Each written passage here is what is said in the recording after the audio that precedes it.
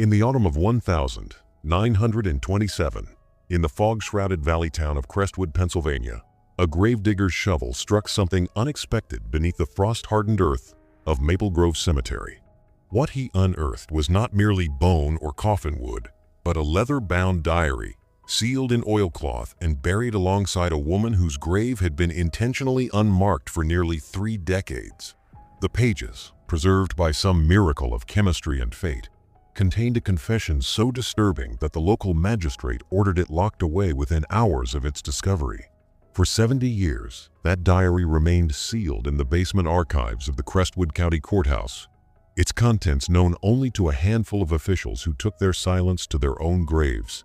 When the document finally resurfaced during a routine archive digitization in 1998, historians found themselves confronting a narrative so psychologically twisted, so morally incomprehensible, that it challenged every assumption about maternal love, jealousy, and the darkest capabilities of the human heart. The story it told was not of a stranger's violence or a madman's rage, but of a mother who looked upon her own daughter's happiness and chose to destroy it, not out of hatred, but out of desire. What makes us capable of such acts? What boundary between love and possession, between protection and predation, did this woman cross? And how did an entire community remain blind to the horror unfolding in their midst? Before we dive deeper into this chilling chapter of forgotten history, tell me, where are you listening from, and what time is it there? Are you alone in the dark, or surrounded by the safety of daylight? This story will make you question both. The woman's name was Margaret Thornwood, and in the spring of 1898, she was known throughout Crestwood as a pillar of respectability. At 42 years old, she was a widow of 5 years, her husband Henry having succumbed to typhoid fever in the bitter winter of 1893. She had raised their only child, a daughter named Eleanor, with what neighbors described as devotion bordering on intensity. Margaret had never remarried, despite offers from several respectable men in the community. She attended the Presbyterian church every Sunday without fail, volunteered at the town's charitable society, and maintained the Thornwood family home on Sycamore Lane with meticulous care. The house itself was a modest 2-story Victorian structure, painted a somber gray with white trim, its windows always gleaming, its garden always precisely maintained. Margaret employed no servants, preferring, she said, to keep her household affairs private and her connection to her daughter undiluted by outside presence. Eleanor Thornwood, at 23, possessed what period photographs reveal as a gentle, almost ethereal beauty. Dark hair framed a face of delicate features, and her eyes, even captured in the primitive photography of the era, seemed to hold a certain sadness, a quality that contemporary accounts attributed to the early loss of her father. She had been educated at home by her mother, a decision Margaret justified by citing the moral dangers of public schooling and the superior quality of private instruction. Eleanor had few friends outside the immediate church community, and those acquaintances later recalled that she seemed perpetually overshadowed by her mother's presence, rarely speaking without first glancing toward Margaret for approval. In March of 1898, Eleanor met Thomas Whitmore at a church social gathering. Thomas, 28 years old, was a bookkeeper for the Crestwood Mining Company, newly arrived from Philadelphia to manage the company's expanding accounts. He was educated, soft-spoken, and possessed what the local newspaper's society column described as refined manners and considerable prospects. The attraction between Thomas and Eleanor was immediate and, by all accounts, genuine.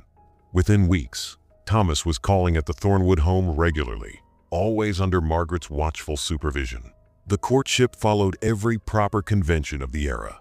Thomas would arrive promptly at 7 in the evening, spend exactly 2 hours in the front parlor with Eleanor while Margaret occupied herself with needlework in the adjacent room, and depart precisely at 9. Not once did the young couple have a moment alone together. What no one in Crestwood observed, what even Eleanor herself failed to recognize in those early weeks, was the subtle shift occurring in Margaret Thornwood's demeanor. The diary entry from the 12th of April 1898, written in Margaret's precise, slanting script, reveals the first crack in her maternal facade. She wrote, and I quote from the historical record, "Thomas came again tonight. I watched Eleanor's face as he spoke of his work, his ambitions, his plans for a future that includes her. She glowed with a happiness I have not seen since she was a small child. I should feel joy for her. Instead, I feel something cold spreading through my chest, something that whispers questions I dare not speak aloud. Who is he to promise her a future? Who is he to make her eyes light with such hope? I have been her entire world for 23 years. I have sacrificed every personal desire to ensure her happiness, her safety, her moral upbringing. And now this stranger arrives, and within weeks, she looks at him the way she once looked only at me. The engagement was announced on the 15th of May, 1898. The brief notice in the Crestwood Courier described it as a union of mutual affection and respectable prospects. A modest wedding was planned for September to be held in the Presbyterian church with a small reception afterward at the Thornwood home. Eleanor began preparing her trousseau with the help of church ladies, while Thomas secured a small house on Chestnut Street, 3 blocks from the mining company offices. Margaret, outwardly, played the role of supportive mother perfectly. She smiled at the appropriate moments, offered suggestions for the wedding arrangements, and assured Eleanor that she was happy to see her daughter finding her own path in life. But the diary tells a different story. Through the spring and summer of 1898, Margaret's entries grew increasingly disturbed, revealing a psychological deterioration that would have alarmed anyone who read them. On June 3, she wrote of watching Thomas and Eleanor in the garden, seated on the bench beneath the apple tree, their heads close together in conversation. I could not hear their words, Margaret recorded, but I did not need to. The intimacy of their posture, the way her hand rested so naturally in his, the private smile they shared. These things spoke of a bond forming that excludes me entirely. When did I become an outsider in my own daughter's heart? When did her happiness begin to require someone other than myself? I find myself studying Thomas with new eyes. He is not unhandsome. His voice carries a certain gentle authority. His hands are well-formed, his manner courteous yet confident. I understand what she sees in him. But understanding brings no comfort. It brings only a question that burns in my mind during sleepless nights. Why should she have him? Why should youth and chance give her what I have been denied for 5 long years? I am only 42. I am not old.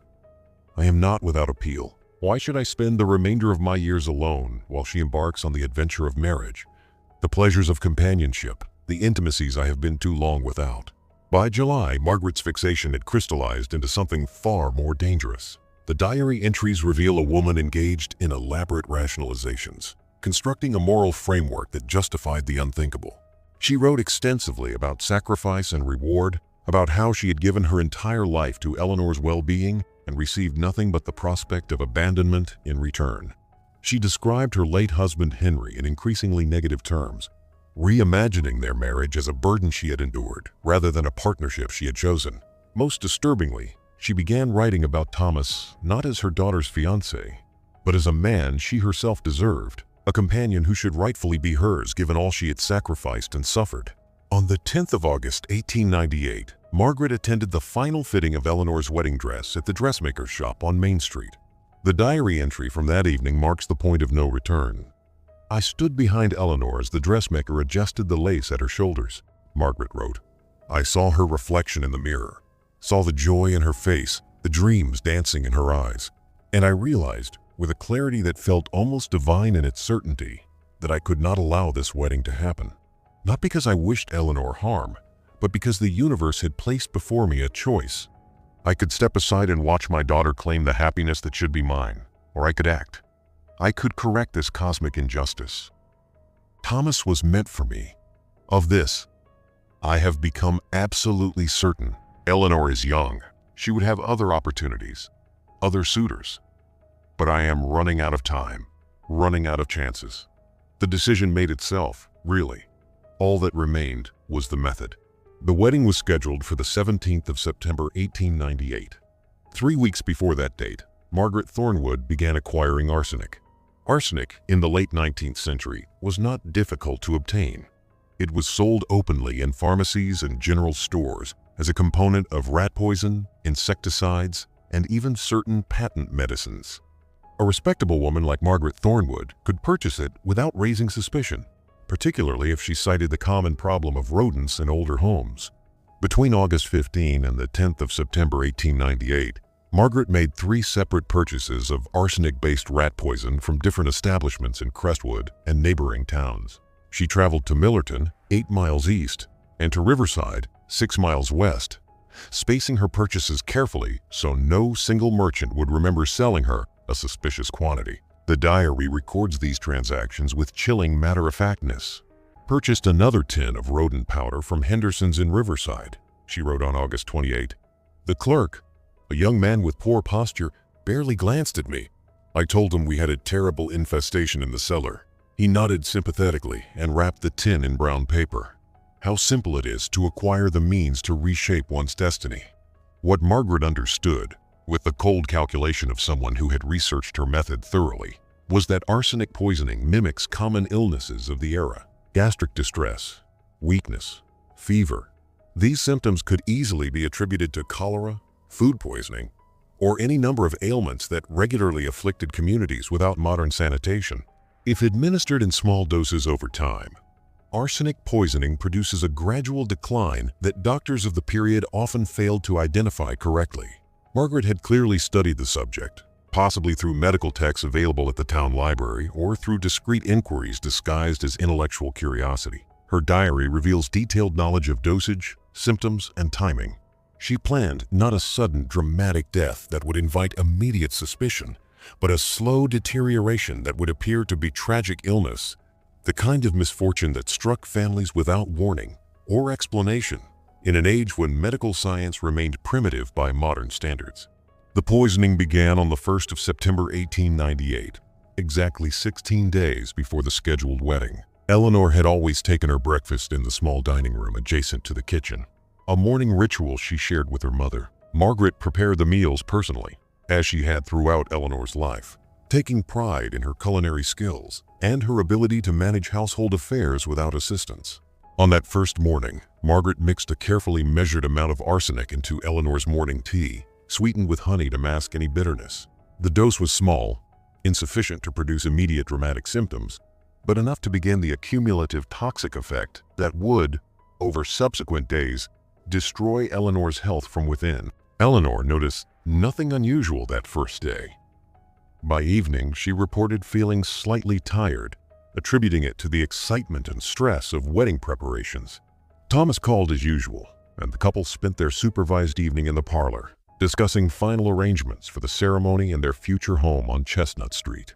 Margaret served them tea and small cakes, playing the attentive hostess while privately noting every detail of Eleanor's demeanor, watching for the first signs that her plan was taking effect. The diary entry from that night reveals her psychological state with disturbing clarity.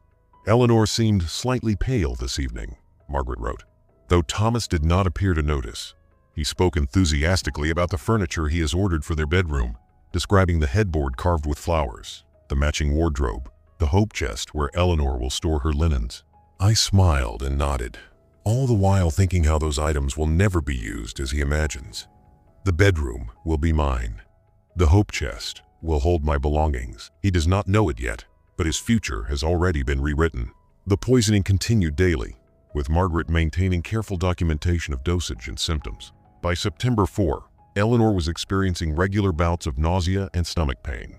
She attributed it to nervousness about the approaching wedding, a reasonable assumption given the era's understanding of how emotional stress could manifest physically. Margaret encouraged this interpretation, suggesting soothing teas and light meals, while secretly increasing the arsenic dosage slightly. By September 7, Eleanor was too weak to leave the house. Dr. Cornelius Webb, the town's primary physician, was summoned to examine her. He was 63 years old, trained in an earlier generation's medical practices, and lacked the diagnostic tools that would become standard in later decades.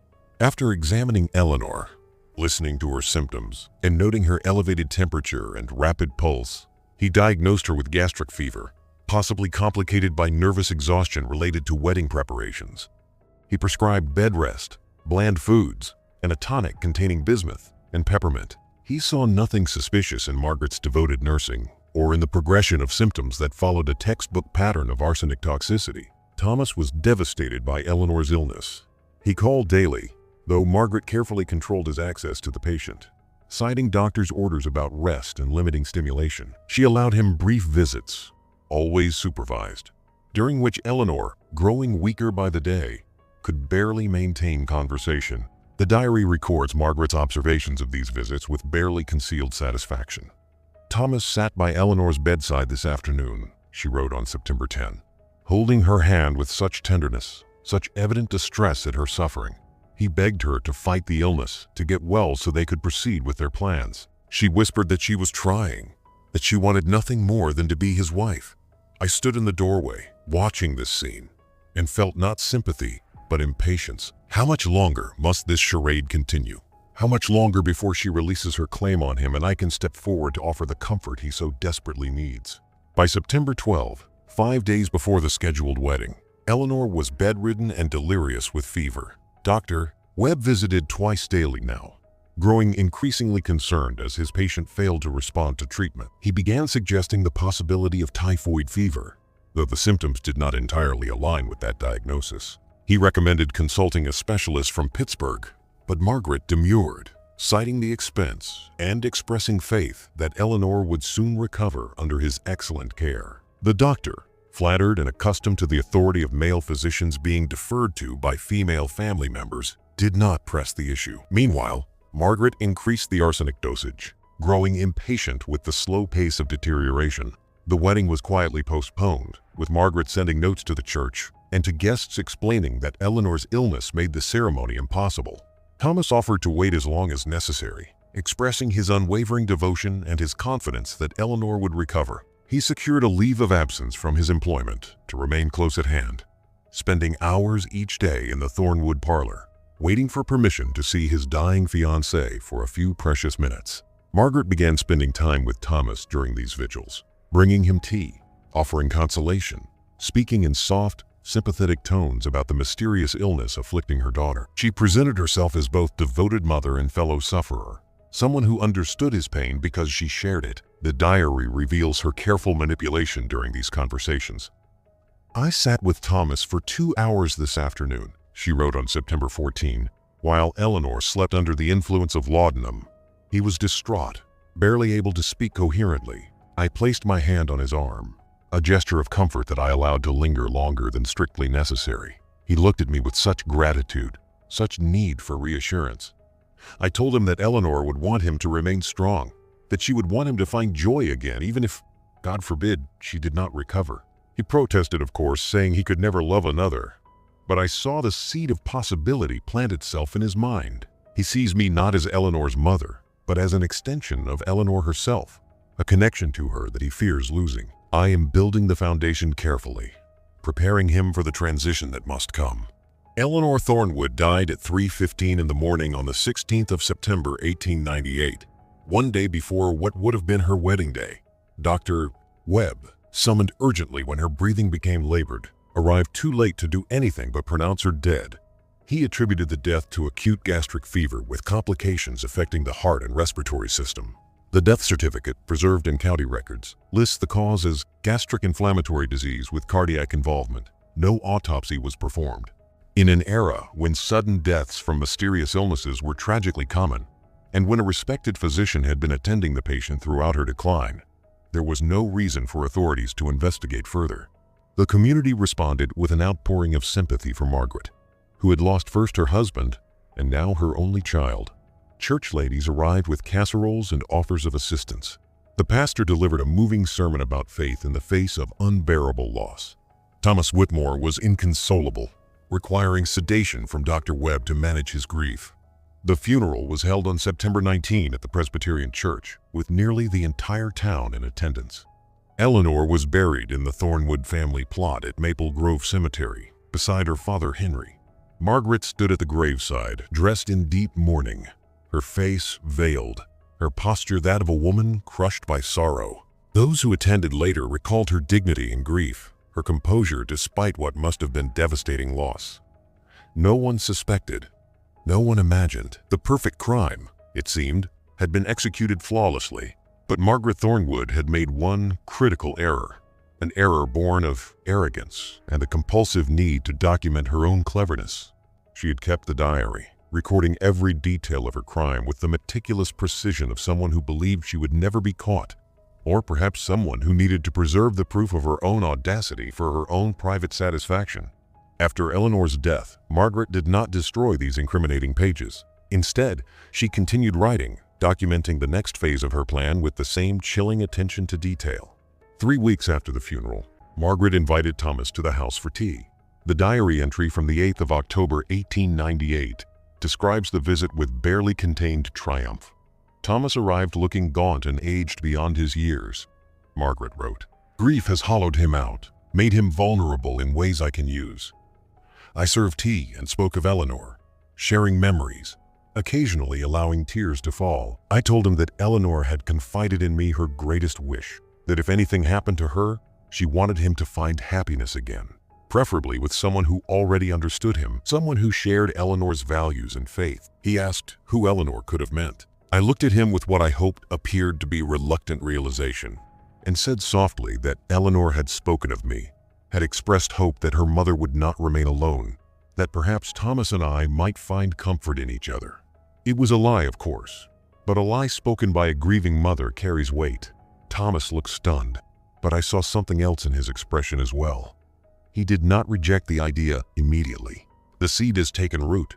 Over the following months, Margaret pursued Thomas with calculated patience, always framing her attention as shared grief, mutual comfort, the honoring of Eleanor's supposed wishes.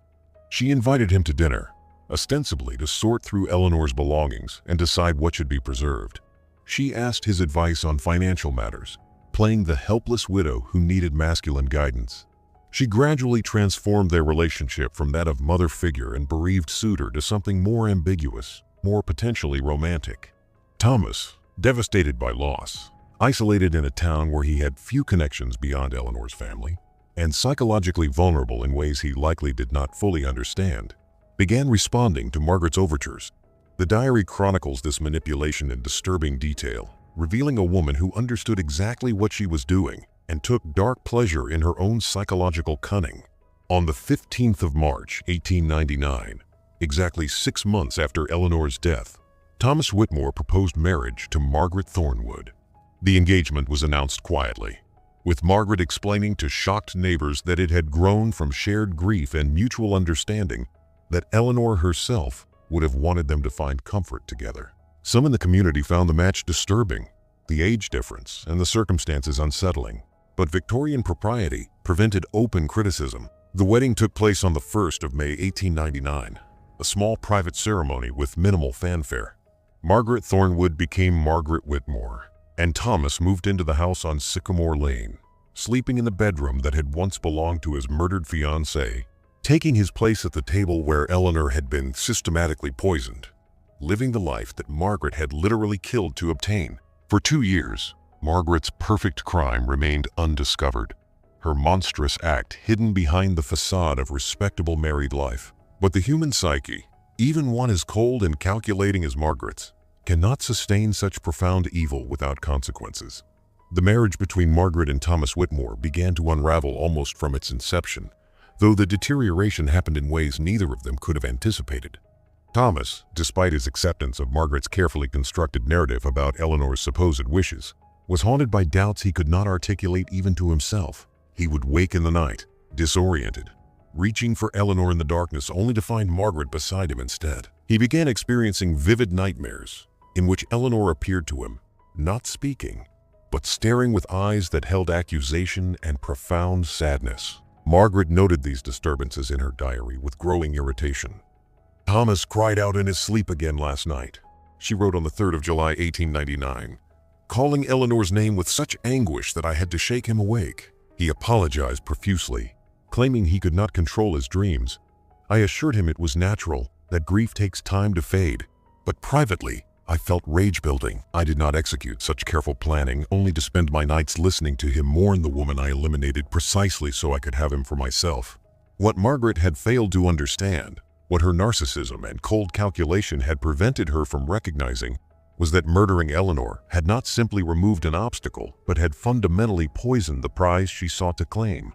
Thomas was not merely a man who could be transferred from one woman to another like property. His love for Eleanor, his grief at her loss, and the circumstances of their relationship's end had marked him psychologically in ways that made genuine intimacy with Margaret impossible. He performed the duties of a husband mechanically, but there was no warmth in him, no real affection, only a hollow compliance that grew more apparent with each passing month. He began spending longer hours at the mining company offices, volunteering for extra assignments, finding any excuse to remain away from the house on Sycamore Lane. When he was home, he was silent and withdrawn, responding to Margaret's attempts at conversation with monosyllabic answers, his gaze often distant and troubled. Margaret responded to this rejection with increasing desperation and anger. The diary entries from late 1899 and early 1900 reveal a woman spiraling into a psychological crisis of her own making. She had expected gratitude, devotion, passionate appreciation for the sacrifice she had made to be with Thomas. Instead, she found herself trapped in a cold, joyless marriage with a man who could barely look at her without visible pain crossing his features. "I have given up everything for this," she wrote on the 12th of November 1899. "My reputation, my standing in the community, whatever peace I might have found in quiet widowhood. I committed the unthinkable act, crossed a line that can never be uncrossed, all to secure this man as my own. And he treats me as though I am a stranger, a burden, an unfortunate obligation. He does not see what I did for him, for us. He does not understand that Eleanor's death freed us both to pursue the happiness we deserved. I begin to wonder if I made an error in calculation. Perhaps I should have taken more time after Eleanor's death, allowed him to grieve more fully before making my approach. But no, the risk was too great that he might have left Crestwood, pursued opportunities elsewhere, slipped through my grasp entirely. I had to act when I did. The fault lies not with my planning, but with his inability to appreciate the gift I have given him."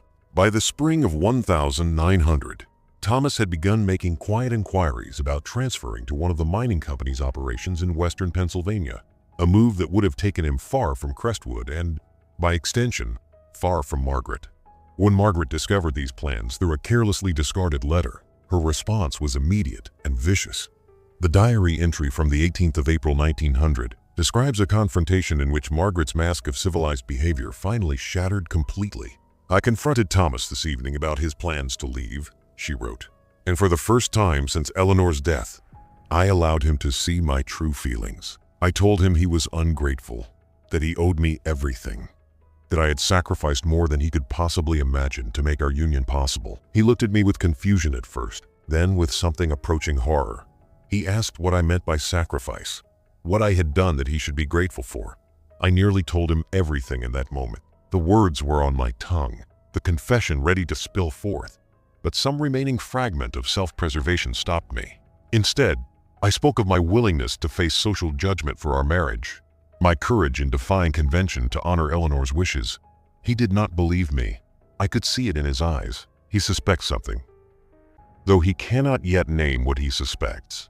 I have become more dangerous to myself than any external threat."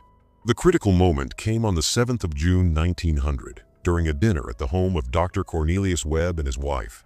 The Webbs had invited several couples from the church community, an attempt to normalize the Whitmore marriage and reintegrate Thomas and Margaret into the social fabric of Crestwood. During the meal, conversation turned to recent deaths in the community, including 2 children who had succumbed to scarlet fever. Mrs. Webb mentioned how quickly illness could strike, how helpless physicians remained in the face of certain diseases. Dr. Webb, perhaps emboldened by wine, made an offhand comment about Eleanor's death. "I have thought often of Miss Thornwood's case," he said, addressing the table generally. "The symptom progression was textbook for gastric fever, yet something about it troubled me even at the time. The severity of the decline, the failure of standard treatments to provide even temporary relief. If I had it to do over, I believe I would have insisted on consulting a specialist, despite the family's reluctance." Thomas, who had been pushing food around his plate in his usual distracted manner, suddenly looked up with sharp attention. "What do you mean by the symptom progression being textbook?" he asked, his voice carrying an intensity that silenced other conversations. Dr. Webb, uncomfortable with the direction the discussion had taken, attempted to deflect. "Merely a professional observation," he said. "Nothing of consequence." But Thomas pressed the issue. "You said something troubled you about Eleanor's case. What specifically troubled you? Margaret, seated beside her husband, placed her hand on his arm in what appeared to be a calming gesture but was actually an attempt to silence him. "Thomas, please," she said quietly. "This is neither the time nor place for such morbid discussion." But Thomas shook off her hand, his gaze fixed on the elderly physician. "I need to know," he said. "Was there anything about Eleanor's death that seemed unusual to you?" Dr. Webb, caught between professional discretion and the direct plea of a still grieving widower, made a decision that would ultimately unravel Margaret's perfect crime. The gastric distress was consistent with several possible diagnoses, he said carefully, but the cardiovascular symptoms, the particular pattern of weakness, and the specific way her condition deteriorated, these could have been consistent with toxic exposure. At the time, I had no reason to suspect such a thing. But in retrospect, if I had been more alert to the possibility, I might have ordered different tests, asked different questions. The room fell silent. Margaret's face had gone white, her hands gripping her napkin with such force that her knuckles showed bone pale through the skin. Thomas was staring at the doctor with an expression of dawning horror. "Are you suggesting," Thomas said slowly, each word precisely articulated, "that Eleanor might have been poisoned?" The accusation, once spoken aloud, could not be retracted or ignored. Dr. Webb immediately attempted to backtrack, insisting he had suggested nothing of the sort, that he was merely engaging in the kind of retrospective analysis all physicians occasionally indulged in regarding difficult cases. But the damage was done. Thomas stood abruptly from the table, his chair scraping against the floor with a sound like a scream. He looked at Margaret, and in that look, she saw recognition, the sudden, terrible clarity of understanding. He did not yet know the full truth, but he knew enough. He knew that Eleanor's death had not been the tragic accident of illness that everyone had accepted. He knew that someone had deliberately ended her life, and he was beginning to suspect who that someone was. Thomas left the Webb house immediately, walking into the June evening without explanation or farewell. Margaret, maintaining her composure through sheer force of will, made excuses for his behavior, attributing it to the pain of having Eleanor's death discussed so casually. She thanked the Webbs for their hospitality and departed, but she did not go directly home. Instead, she walked through the darkening streets of Crestwood, her mind racing through possibilities and contingencies. The diary entry from that night, written in a hand less controlled than usual, the letters occasionally slanting wildly or trailing off, reveals her awareness that her carefully constructed world was collapsing. "He knows," she wrote, "or he suspects," which amounts to the same thing. Once the seed of doubt is planted, once someone begins looking at Eleanor's death through a lens of suspicion rather than acceptance, the evidence becomes obvious. The convenient illness that struck just before the wedding, the rapid deterioration despite treatment, the absence of similar illness in others who shared our household and our meals, my constant presence as nurse and gatekeeper, controlling all access to Eleanor during her final days, my subsequent marriage to Thomas, so soon after Eleanor's death. Each fact alone is merely unfortunate coincidence, but taken together, they form a pattern that points inexorably to one conclusion. When Margaret finally returned to the house on Sycamore Lane near midnight, she found Thomas in Eleanor's former bedroom, the space they had converted into a study after their marriage. He had taken down all the books from the shelves and was systematically searching through them, though what he hoped to find, Margaret could not guess. He did not acknowledge her presence when she entered the room. His eyes were red from weeping, his movements mechanical and purposeful.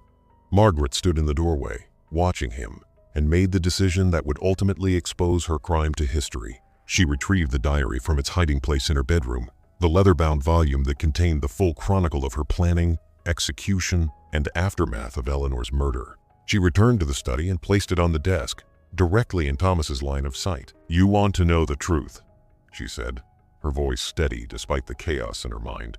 "There it is, every word of it, what I did, why I did it, and how I felt no guilt about any of it until the moment I realized it had failed to bring me what I wanted." Thomas stared at the diary as though it were a venomous snake, making no move to touch it. "You killed her," he said, his voice hollow, stating fact rather than asking question. "I killed her," Margaret confirmed, "because she had what should have been mine, because I deserved happiness more than she did, because I had already sacrificed my youth, my opportunities, my entire existence to raise her, and I was not willing to sacrifice what remained of my life watching her enjoy what I could never have. Thomas picked up the diary with trembling hands and opened it to a random page. Margaret watched as his eyes scanned her words, watched as the full horror of what she had done registered on his features.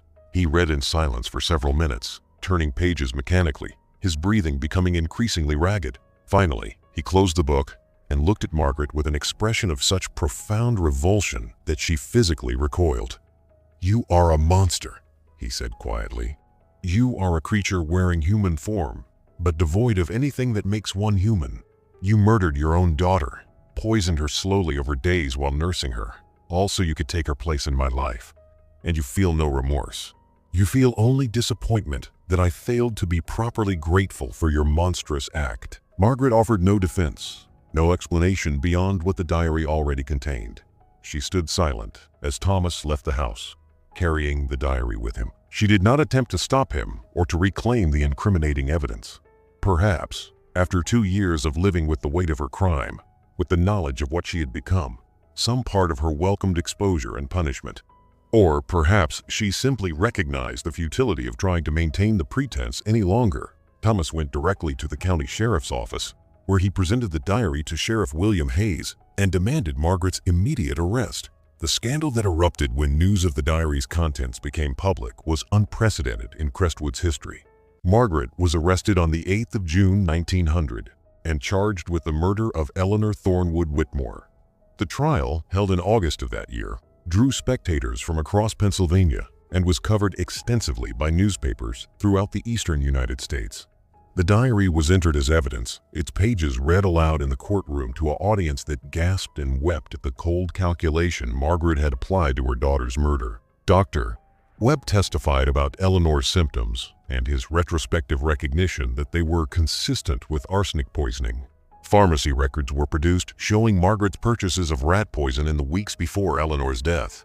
Thomas testified about Margaret's manipulation of him after Eleanor's death, her careful construction of a narrative that made their marriage seem like the fulfillment of Eleanor's wishes rather than the culmination of Margaret's murderous scheme.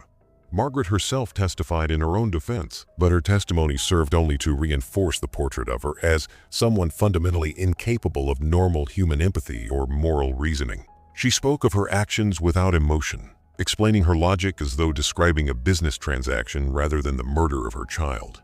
She expressed no remorse for Eleanor's death, only disappointment that her plan had not resulted in the happiness she had anticipated. The jury deliberated for less than 3 hours before returning a verdict of guilty of murder in the first degree. Margaret was sentenced to death by hanging, the sentence to be carried out on the 15th of October 1900. In the weeks between her sentencing and execution, Margaret received numerous visits from clergy members, attempting to secure her confession and repentance. She refused all such spiritual counsel, maintaining that she had nothing to repent because she had acted in accordance with her own understanding of justice and desert. She spent her final days writing additional entries in a new diary provided by the prison chaplain, though these final writings have never been made public and remain sealed in the prison archives. On the morning of her execution, she walked to the gallows with the same cold composure she had maintained throughout her trial. Her final words, recorded by witnesses, were addressed not to God or to Eleanor or to the community she had scandalized, but to Thomas. "I regret only one thing," she said, "that I wasted such careful planning on a man who proved unworthy of the sacrifice I made." Margaret Thornwood Whitmore was hanged at 7:15 on the morning of the 15th of October 1900. Her body was buried in an unmarked grave at Maple Grove Cemetery, as far as possible from the Thornwood family plot where Eleanor rested beside her father. Thomas Whitmore left Crestwood immediately after the execution, transferring to the mining company's Pittsburgh office and eventually moving west to California, where he lived out his life under an assumed name, never remarrying, never speaking publicly about the woman he had loved or the woman who had murdered her. He died in 1947 at the age of 77, taking whatever additional knowledge he possessed about the case to his own grave. The house on Sycamore Lane stood empty for decades, eventually falling into disrepair and being demolished in the 1,960 seconds to make way for a small parking lot. The Presbyterian church where Eleanor and Thomas had planned to marry closed in 1985 due to declining membership, the building now serving as a community arts center. Maple Grove Cemetery still exists, though the location of Margaret's unmarked grave was lost to time, the prison records providing only a general area rather than specific coordinates. Eleanor's grave, by contrast, received a new headstone in 1998, paid for by a group of local historians who felt her story deserved proper memorial. The inscription reads simply, Eleanor Thornwood, 1875 to 1898. Beloved daughter, betrayed by one who should have protected her. The diary that exposed Margaret's crime remained in the custody of the Crestwood County Courthouse until 1927, when it was buried with Margaret's body by a court clerk who believed the document was too dangerous to remain accessible. Why the clerk chose burial over destruction remains unclear, though personal notes found among his effects after his death suggest he believed the diary should be preserved as historical evidence, but removed from easy access. His decision meant that the full details of the case remained largely unknown for 7 decades, mentioned only briefly in local histories as the Whitmore murder case, with most of the psychological and planning details lost to public memory. The diary's rediscovery in 1927 by the Gravedigger and its subsequent resealing by officials who found its contents disturbing meant that comprehensive information about the case did not become available to historians until the 1998 archive digitization project. Modern forensic psychologists who have studied the diary describe Margaret as exhibiting characteristics consistent with narcissistic personality disorder combined with what would now be termed erotomania, a delusional belief that Thomas was destined to be hers. Some experts suggest that the death of her husband Henry in 1893 may have triggered a psychological break that remained hidden for years, masked by the socially acceptable role of devoted mother, only to emerge when Eleanor's impending marriage threatened the primary relationship Margaret had built her identity around. Others argue that Margaret's pathology was not sudden but lifelong, carefully concealed behind a facade of respectability, and that Eleanor's courtship simply provided the trigger for Margaret to act on impulses she had always possessed. What remains most disturbing to modern readers of the diary is not merely the fact of the murder itself, horrific though it was, but Margaret's absolute inability to comprehend the moral enormity of what she had done. She killed her daughter not in a moment of rage or passion, but through careful planning executed over weeks. She watched Eleanor suffer through the symptoms of arsenic poisoning, nursed her through the agony of toxic exposure, held her hand as she died, all while knowing she was the cause of that suffering and feeling not guilt, but impatience for the process to conclude. And even after the murder accomplished nothing but misery, even as she faced execution for her crime, Margaret expressed no genuine remorse, only tactical regret that her plan had not succeeded as she had hoped. The case raises questions that extend beyond the specifics of Margaret's crime to broader issues about the nature of maternal love, the psychology of obsession, and the human capacity for self-deception in service of desire. How does a mother come to see her own child as an obstacle rather than a person deserving of protection and love? How does someone construct a moral framework so distorted that murder becomes justified as a means to personal happiness? And perhaps most disturbingly, how many other Margaret Thornwoods have existed throughout history, their crimes perfectly executed, their motivations never exposed, their victims buried with causes of death that satisfied contemporary understanding and raised no suspicions? The Whitmore case reminds us that the most profound betrayals often come not from strangers or distant threats, but from those closest to us, those who occupy positions of trust and authority in our lives. Eleanor Thornwood trusted her mother absolutely, never imagining that the woman who had raised her and professed to love her was capable of viewing her as competition rather than as a beloved child. That trust, that fundamental assumption of maternal protection, made her vulnerable in ways that no stranger could have exploited. Margaret understood this vulnerability and used it with ruthless efficiency, turning the mother-daughter relationship into the perfect cover for murder. Where are you now? And what are you thinking as you hear this story? Are you sitting in comfort, perhaps questioning whether such evil could truly exist? The evidence, preserved in archives and court records, confirms that it did. Margaret Thornwood Whitmore was not a legend or a cautionary tale invented to frighten audiences. She was a real woman who committed a real murder in a real Pennsylvania town, and her crime was documented with her own hand in words that still have the power to disturb readers more than a century after they were written. The forgotten histories we uncover, the stories buried by time and sealed in archives, often reveal truths about human nature that comfortable societies would prefer not to acknowledge. We want to believe that mothers protect their children, that love between parent and child is unconditional and pure. Margaret's crime forces us to confront the reality that such assumptions, while generally valid, are not universal. Some individuals, whether through inborn pathology or psychological damage or simple moral failure, are capable of acts that violate every assumption we hold about human bonds and human decency. If you found this journey into forgotten history compelling, if you want to explore more cases that history tried to bury, consider subscribing to this channel. Share this story with someone who appreciates deep historical investigation, someone who understands that the past contains lessons we ignore at our peril. Leave a comment telling me what aspect of this case most disturbed you, what questions it raised in your mind, what other forgotten crimes you believe deserve investigation and exposure. The Diary of Margaret Thornwood Whitmore, now properly archived and available to researchers at the Crestwood County Historical Society, stands as testament to a truth we must never forget. Evil does not always announce itself with obvious signs and dramatic gestures. Sometimes it wears the face of respectability, speaks in calm, reasonable tones, and hides behind the masks society considers beyond suspicion. The mother who poisons her daughter's tea, the nurse who kills patients in her care, the trusted authority who betrays those who depend on them. These are the monsters history keeps trying to forget. The stories we bury, because acknowledging them forces us to confront uncomfortable truths about the darkness that can exist in human hearts. Margaret Thornwood got what she wanted, briefly. She eliminated her daughter and claimed the man she believed should have been hers, but the happiness she sought proved illusory, and the price she paid was ultimate.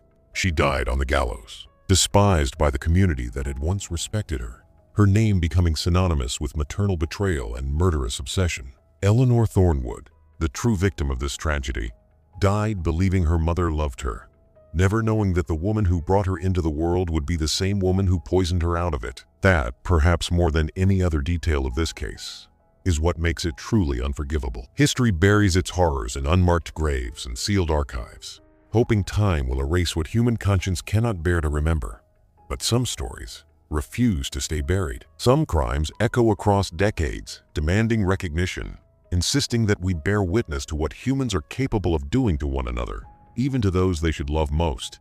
The Mother's Lover is one such story, a chapter of creepy, forgotten history that forces us to look directly at the darkness and acknowledge that it existed, that it was real, and that understanding it might help us recognize similar patterns before they culminate in tragedy. The past is never truly past. It lives in archives waiting for discovery, in graves holding secrets, in the descendants of those who witnessed events they could not fully comprehend. Every generation has its Margaret Thornwoods, its crimes motivated by desires so twisted that ordinary people struggle to understand how anyone could act on them. Our responsibility is not to look away in discomfort, but to study these cases, to understand the warning signs, to recognize that respectability and evil are not mutually exclusive categories. Thank you for taking this dark journey with me into history's shadows. Until next time, remember that the monsters of the past teach us to be vigilant about the monsters of the present. Stay curious, stay skeptical, and never assume that the worst impulses of human nature are safely confined to history books.